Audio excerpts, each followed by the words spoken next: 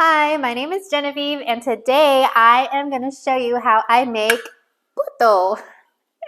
Puto is a sweet Filipino rice dessert. Actually, I don't know if it's a dessert because I know people who eat puto for breakfast. I guess it's kind of like donuts. You can eat donuts in the morning, throughout the day. Yeah, puto is kind of like donuts. You can eat it whenever you want. It's good all day, all night.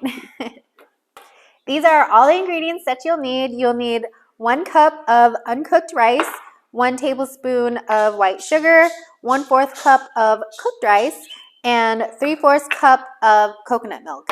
Then these green ingredients are 1/8 teaspoon of salt, 6 tablespoons of sugar, and 1 tablespoon plus 1 teaspoon of baking powder.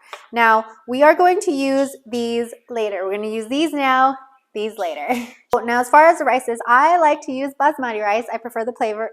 I prefer the flavor of basmati rice, but you can use jasmine rice or any other kind of long grain rice.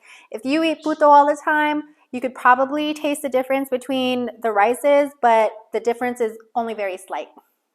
I've already prepared my rice and it's soaking over there, so I'm just going to demonstrate how to rinse your rice first. So you're going to take your rice and you're going to put it into a larger container, and then you're going to fill this container up with water, and then you're going to rinse it around. You're going to swoosh it around with your fingers like this, and the water is going to turn cloudy, so you're going to want to pour all that water out, and then you're going to refill it with more water, and then you're going to wash it again, swoosh it around with your fingers, and it's going to turn cloudy again. You're going to wash it out. So you're going to do this a total of 5 times until the water in the rice is clear. Yep.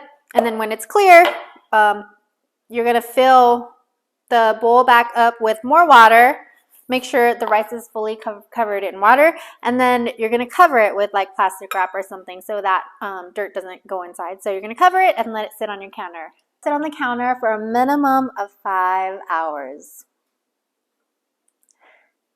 Okay, it's been 5 hours, so my rice should be soft now. You're going to want to save a little bit of this water. I forgot to mention that in the ingredients, but you want to save 2 tablespoons of this rice water.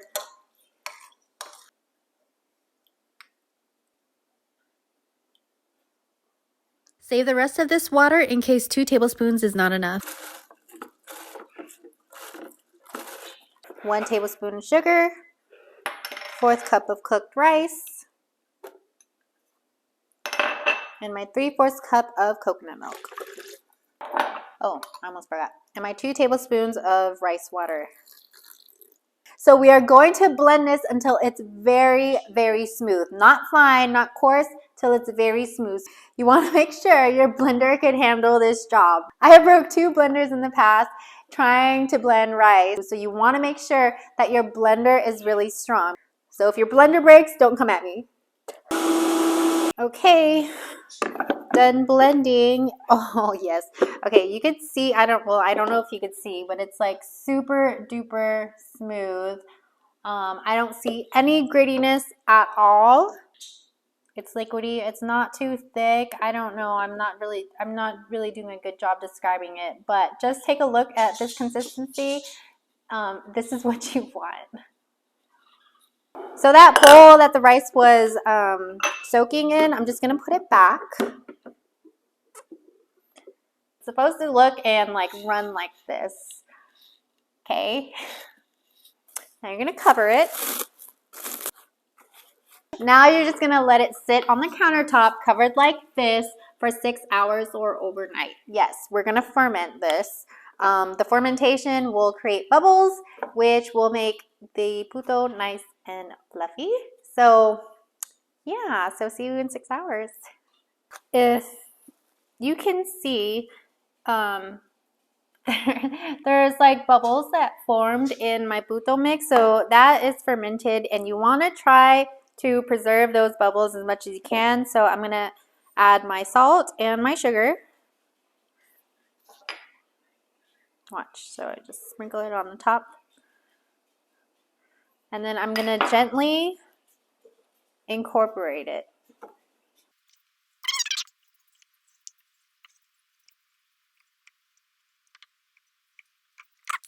Okay, all my sugar and salt is fully incorporated. So now I am going to add my baking powder. So I am using double acting baking powder, and the reason why it's called double acting is because it acts twice. Baking powder reacts to when it's exposed to moisture, and then a second time when it's exposed to heat. One last thing I wanted to say about baking powder is you want to make sure that it's not expired. If you're not sure, one way to test that your baking powder is still good is to heat up some water, get some hot water, and put just a little bit of baking powder on it. And if it doesn't bubble, it's dead. You need to buy a new one. And if it does bubble, then you're good to go. You could use it. So baking powder, just gonna sprinkle it on top. And I'm going to mix it gently. I am going to pour these straight into my molds, and I'm not gonna grease my molds at all because there's oil in the coconut milk, so it's not necessary.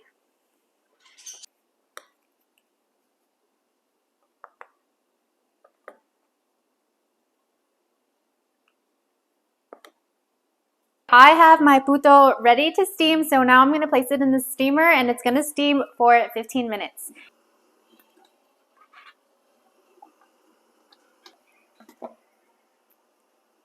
My puto is done steaming, and this is what they look like. So you want to make sure that they fully cool before you take it out of its container. So I'm gonna wait. Okay, my puto is kind of done cooled. It's not fully cooled, and the reason why you want to wait for it to fully cool is because it's gonna stick to the container.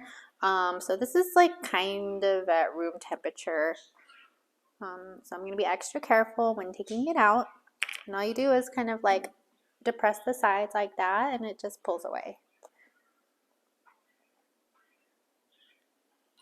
See? Okay, now I'm gonna try one of these putos, but first I want to show you the texture. It is very, very soft and creamy. I can feel it between my fingers, like how soft and creamy it is. Cheers. Mmm.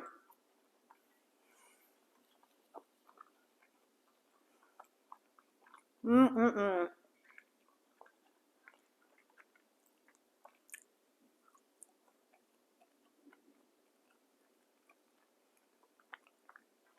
This is it's so good. This is really good. Here, let me just show you how creamy it is. Like, I'm gonna squish this. It was light and fluffy, but it like can squish to nothing. That's how delicate you gotta treat this. If you like this video and this recipe, don't forget to subscribe to my channel so you don't miss out on the other recipes that I want to share with you. Thanks for watching.